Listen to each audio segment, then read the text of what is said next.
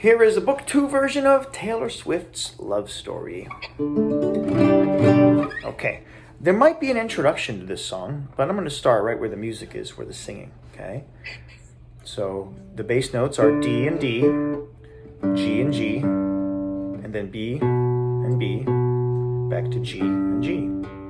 Here we go. 1, 1, 2. Ready, slow.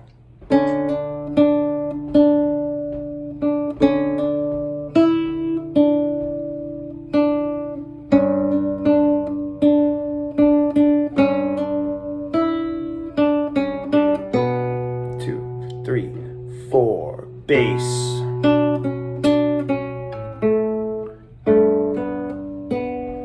Baby G chord. 1, 2. Maybe you can just repeat that for now.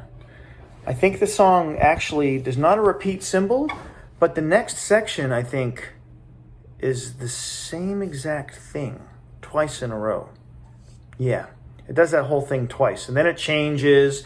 Little did I know. A chord, and then the chorus.